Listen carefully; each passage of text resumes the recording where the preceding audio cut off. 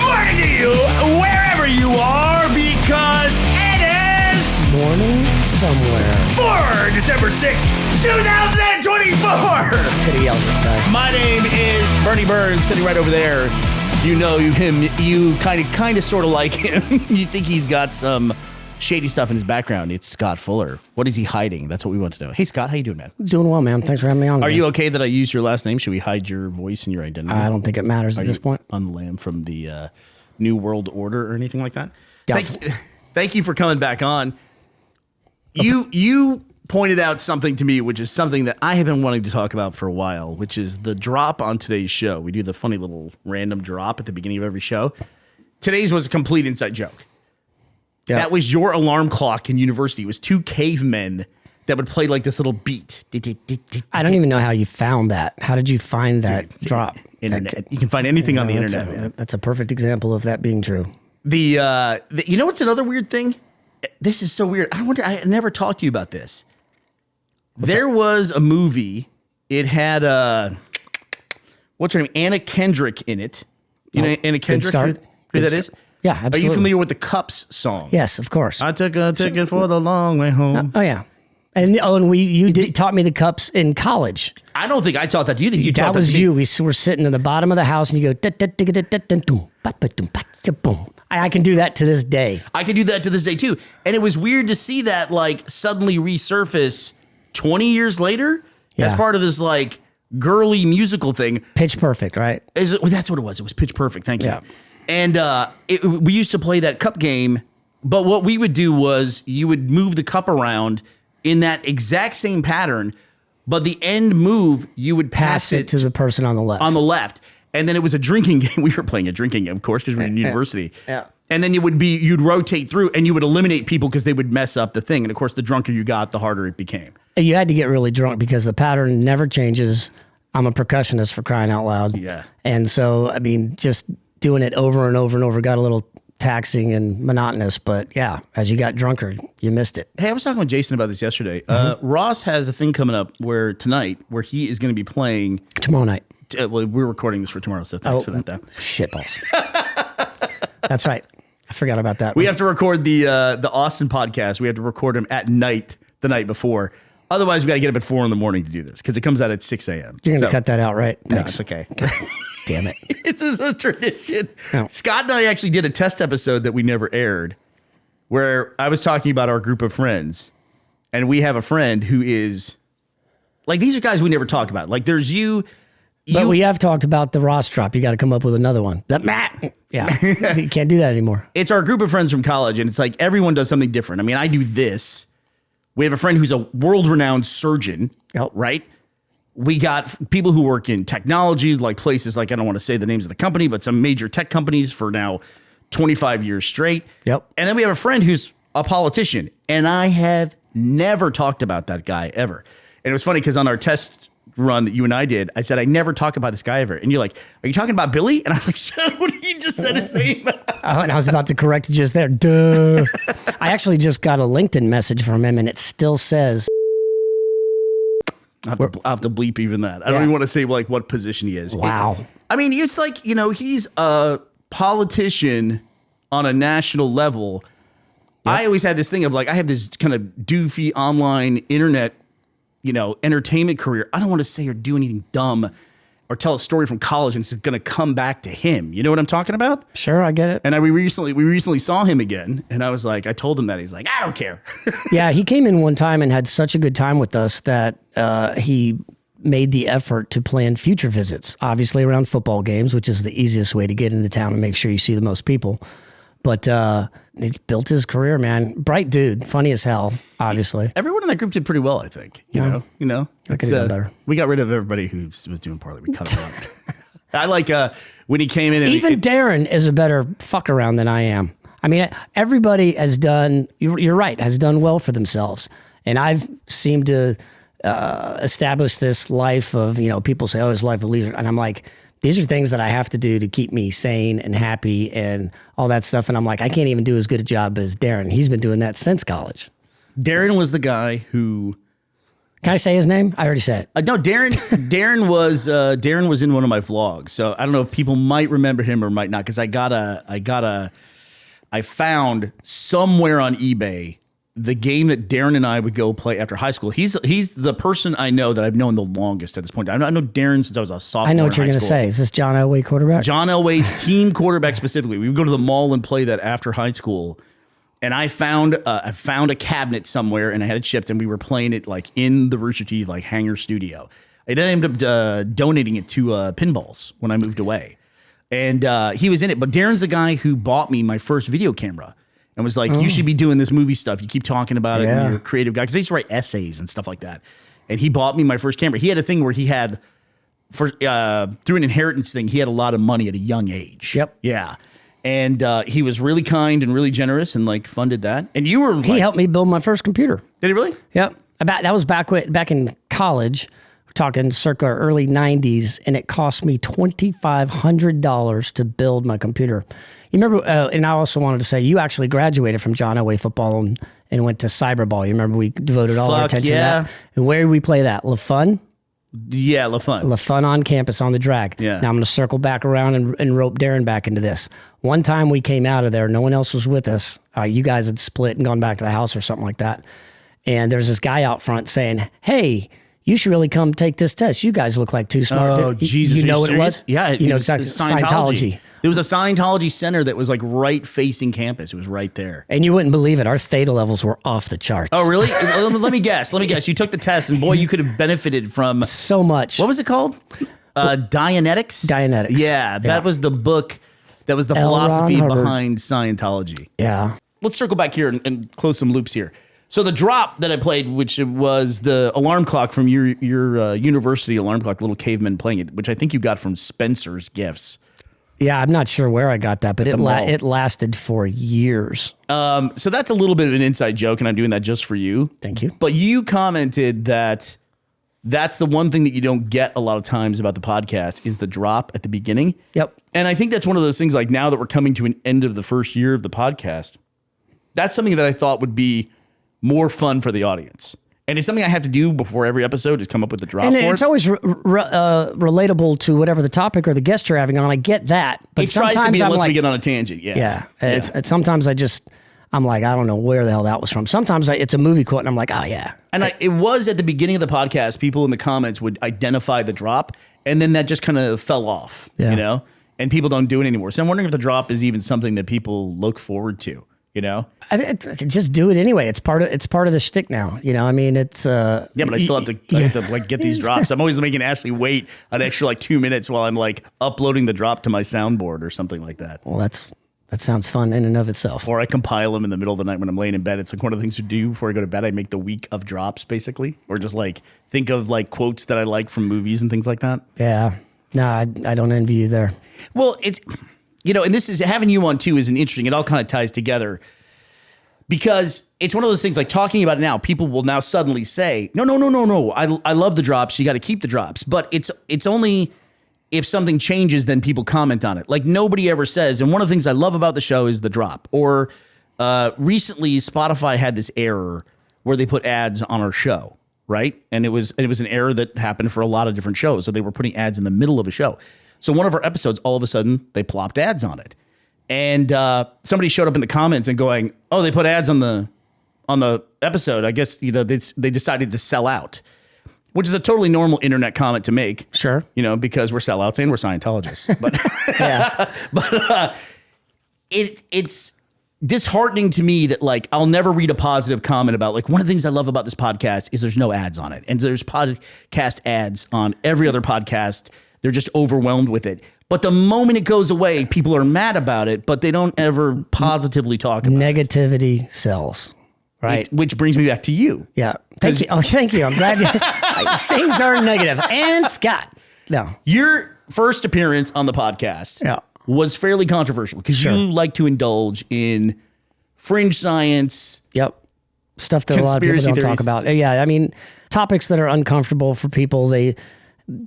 Some of us out there think that we see the world operating in a certain way and that a lot of hidden knowledge exists, et cetera, and we choose to to break down the information and see if there's any truth to it. The problem with discussing these things, it doesn't matter what the topic is. Once you've labeled yourselves or been pigeonholed as somebody who believes in these things or likes to pursue them, even just for the knowledge of knowing that they exist, you just get kind of roped in everything else. Yeah. So he must believe that shit. It's like every time you can be talking to somebody and all of a sudden they sneak in a political view or something like that, and your view of them immediately changes, and you can't blanket them. When you say, now this is interesting you say that, because to me it's like, it's not just a political thing, because you can talk about political stuff all day. It's when they say something that you disagree with politically. Yep. That's when the turn comes. Right. And they could have said 100 things you agree with, and then they say one thing you disagree with, and you're like, this guy's a fucking idiot. Okay, now think here. I'll give you the greatest example of all. What's the first thing you think about when you think of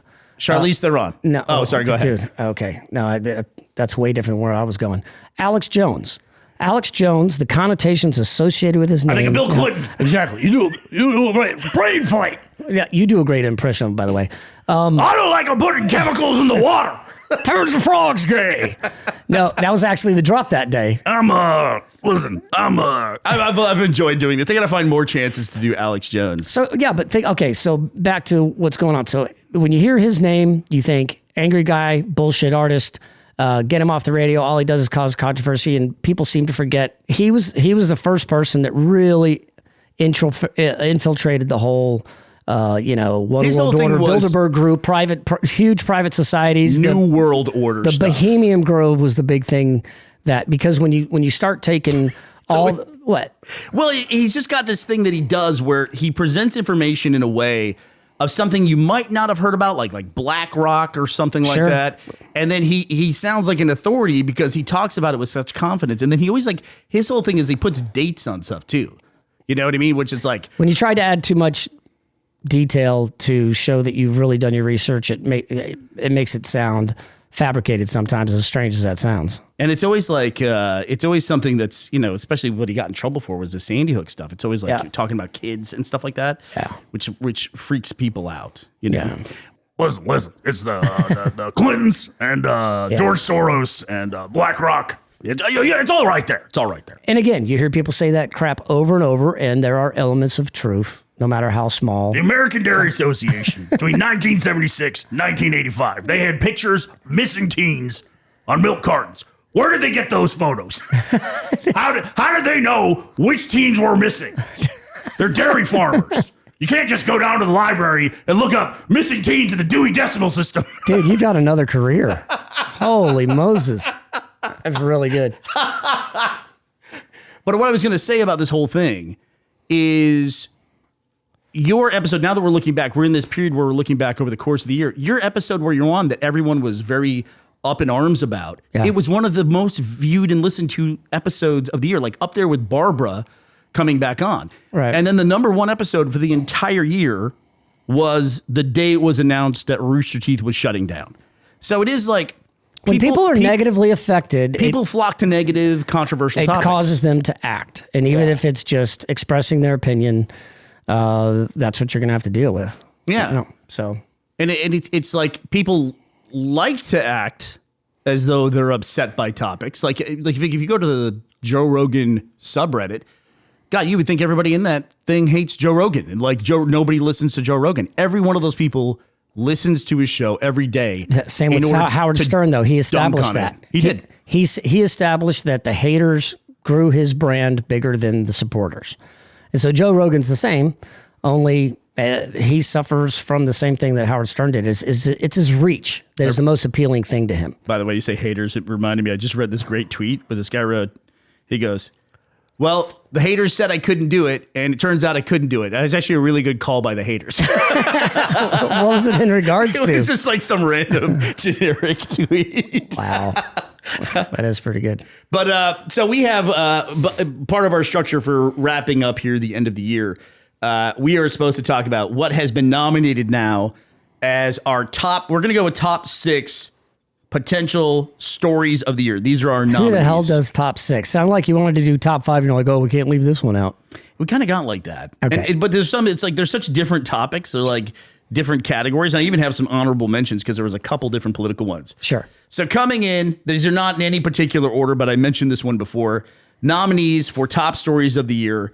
The Israeli pager story. That is absolutely terrifying. Next story is what we're calling the Boeing Chronicles, which is all the horrible stuff that happened with Boeing this year, including stranding the astronauts Butch and Sonny in space. Did you ever see the interview of those people? They walked through the manufacturing floor and asked employee after employee, would you fly in one of these things? Would you fly in one of these things? And they were like, hell no. No, what? Who Yeah. How did they allow someone go in with a camera? Good question. He did it. That's a video? Yeah. Holy I'll shit. find it for you. I have a hard time believing that. That's It's hilarious. crazy. And, well, the reason why it went viral, or at least enough to reach my inbox, was one guy was incredibly funny with his answer, and I forgot what he said, but that was what sent it off. He was pretty humorous.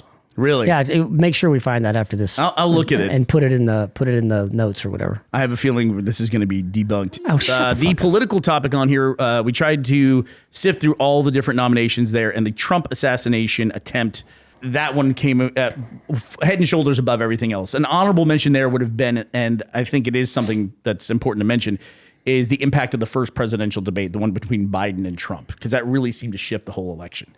Yeah. That is not a nominee, though. It's a Trump assassination attempt. The Baltimore Bridge, which collapsed, that was earlier in the year. It was a very big story at the time, and a lot of people nominated this story because it showed how fast things moved out of the news cycle. Bitcoin breaking 100K, which is a big milestone for this year. And then the Willy Wonka event, kind of an offbeat. What was our biggest offbeat story of the year? So the Glasgow Willy Wonka event, that was a huge disaster. It was like Fire Festival for little kids, basically. Yeah, and my extent of knowledge of that is you and Ash talking about it that last week, I think. Yeah, but we pretty good. we love our oddball stories, and of course, like everything else, the controversial stories or the things that have conflict in them are going to naturally percolate to the top. But other honorable mentions were the Butch and Sonny, the first presidential debate, and Hawk Tuah. Just in general was something that people kept bringing up, but we'll probably have a person of the year one as well, and that would make sense to put Hawk Tuah in there. Yeah, she made a career for herself, didn't she? She really did. I still don't even know her name. It's Haley something. Very good. Yeah, something or other. Wow. Yeah. And that's about as much time as I want to give to her. She's speed running through a career, it seems like. Yeah, I mean, it'll be over in a couple months. Don't know. You never know. She'll be around and she'll be doing fine, but she'll be at the back of everybody's memories. The current thing of her seeming to bilk people for money is not a good thing. That'll turn people off really quickly. Well, and she's doing it in the most despicable way too. Didn't she make a meme coin? That's what I'm saying. Yeah, she made that cryptocurrency. She made her Hawk coin, and there's a prominent scam crypto influencer named CoffeeZilla who is currently analyzing all of that and kind of went on one of these group discussion platforms where they have a shoutcast going on. You ever seen those before? No. So you basically go in a room. It's almost like it's an audio version, but people get in there and just have a Q&A or a TED talk. And so you just have it mic'd up everywhere with different camera views and it records. And it's just little people's icons. Just edit it. Yeah, with little sound waves coming out of it. It's almost like a Zoom meeting, honestly, but with no video. And then you can have thousands of people tuned in to watch it. But he got on there and he was participating in it. And he called it out and she literally just goes, "Hey, I'm going to bed." And then just hung up. That's crazy. But the other story that's big in the news, which did not make the nomination, is, of course, the murder of the CEO of United Healthcare, which took place. Is that yesterday that happened?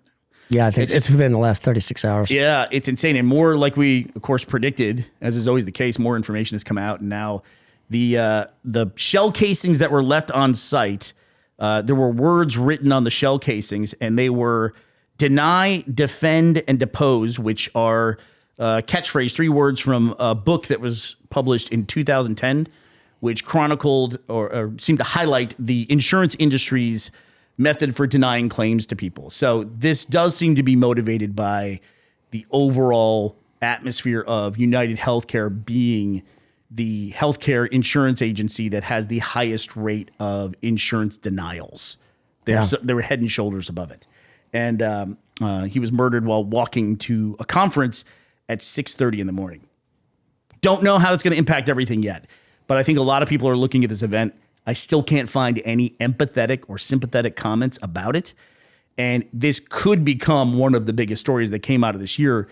But at this point, that's all speculation. And it's not just, because it also paints a pretty broad brushstroke on other industries as well, as we were talking about this before. I mean, health industry has problems. I mean, we've seemed to monetize all the things that would help your citizens better themselves, education, imprisonment, all these things are for profit industries, which is pretty ridiculous, actually. I mean, you're not really looking out for your citizens, right? So, but we worked on, like we were just talking earlier, you and I in university, we worked on stuff. You were like my stuntman. Like, you're saying university like you've lived in Scotland for a couple of years now. I say university because college is confusing to a lot of people, but everybody, university kind of makes sense universally. Like college there is the last 2 years of high school, whereas college is just kind of interchangeable with university here. So I've just started saying university because it's easier.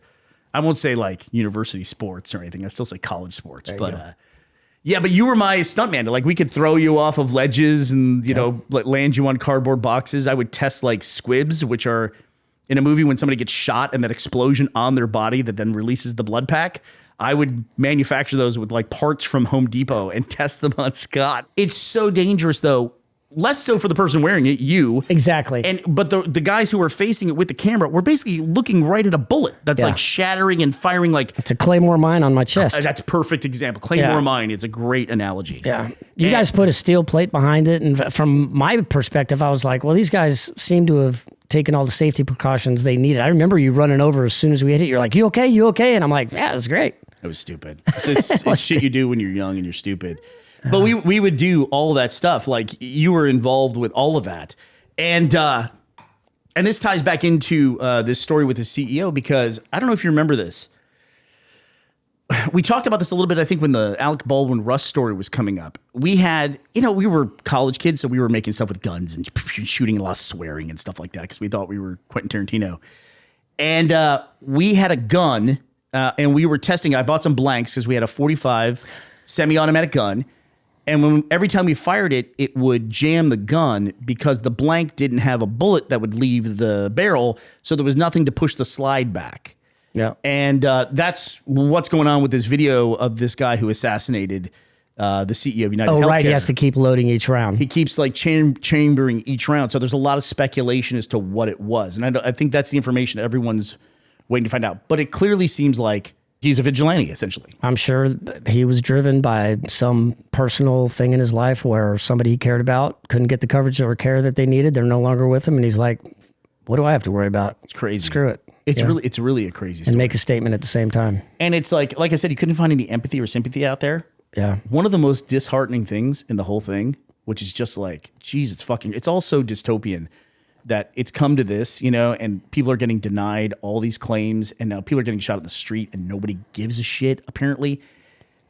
You know what was insane? He was shot at 6:30 in the morning, essentially, on his way to work in New York, Eastern time zone. That means nobody is safe. United Healthcare, that day, their stock went up 1%. Imagine that. What? Imagine that. It's the shareholders of the company.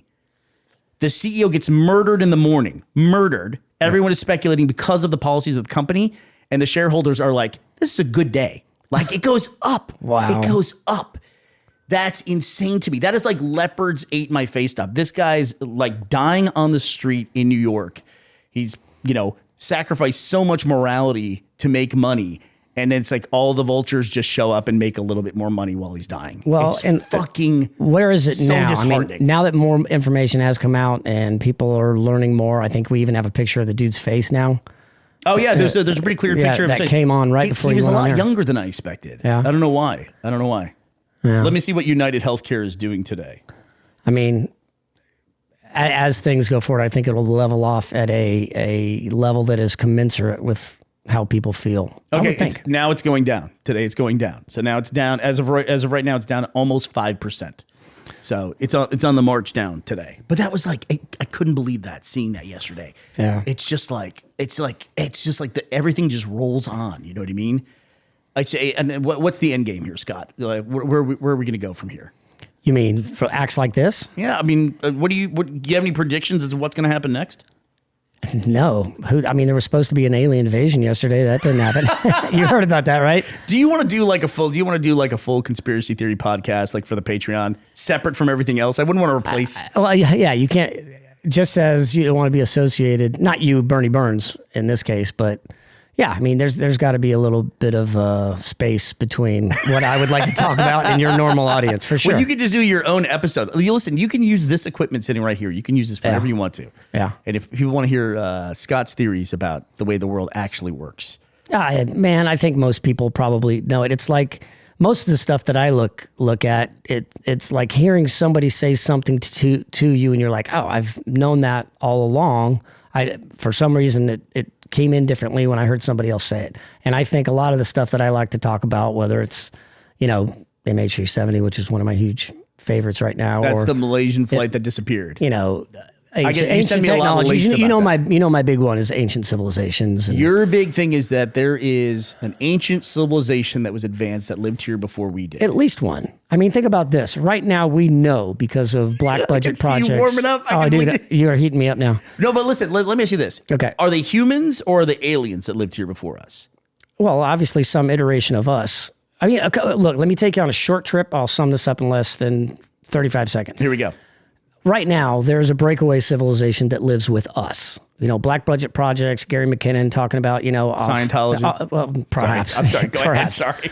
But somebody will survive whatever happens to us. I don't mean to be gloom and doom, and I'm not saying it's coming up soon, but there have been extinction level events, 6 that knocked out, 95, 99% of all species on the planet. And we've had much smaller ones than that in between ice ages and shit like that. Right. If you've watched the ancient apocalypse, oh, by the way, I'm done with my story. So everything I'm talking about now is past that 35 seconds, I promised. If you watch the ancient apocalypse, there's been 2 of them now with Graham Hancock. He even claims, look, I'm not an archaeologist. I'm not a scientist. I'm an investigative journalist. And that's what he does is he goes out and gets the great minds and people to come together and corroborate his theory that something else existed here that had a different technology than we can understand. So what I always come down to with you, because you're my friend, and you indulge in this stuff all the time, and you love it. I do. But let me ask you a real quick question. Yeah, go. What is a theory that you heard that you don't believe in? Like that was like, that's stupid and it's crackpot, and I don't believe in that. Oh man. Am I putting you on the spot here a little bit? I am on the spot. The thing is that I'm trying to get here, and I think we talked about this in your first appearance, is I wonder if people who believe in conspiracies and talk about them and they go down these rabbit holes and they can cite all the data, is it the theory itself that's compelling? Or is what's compelling about it is the fact that it runs counter to popular beliefs, that you're going against the stream? Is that the appealing part of this whole thing? Like you're trying to find something. That must be at least some small part of the pie chart. I have to admit that. Which is like, it's what drives a lot of scientific discovery. Like archaeologists want to, they want to dig in the sand and find the thing that's hidden underneath it. You know what I mean? Sure. Maybe that's part of human nature as well. There must be some portion of me that just sees, now that you've seen the way the world works in some aspects, and we know that some things that used to be called conspiracy have now been proven to be true. It does get you to question everything. I have to admit that, like, I tend to not believe anything that I hear and dismiss a lot of it. And then when something comes along that actually turns out to be true, I'm like, holy shit, that really challenges a lot of the things that I've dismissed over the years as well. Right. And I've done that for you. I'm just a little further on in my investigation process, right? I mean, the ones that I study the most are the ones that get the most attention. And I say, why are these getting the most attention? Are these people just lunatics, or is there some truth to what they're saying? And the sad thing is there's probably a little truth in everything, and people will use that. All right. Well, Scott, thanks for joining me. This was a long one. We'll probably actually do a cut of this that's a little bit longer for the Patreon and leave some of it. If you are interested in voting on the nominees for our top story of the year, you can visit morningsomewhere.com. And then why not, while you're there, visit our store. All right, well, that does it for us today, December 6, 2024. We will be back to talk to you on Monday. We hope you will be here as well. Later, y'all.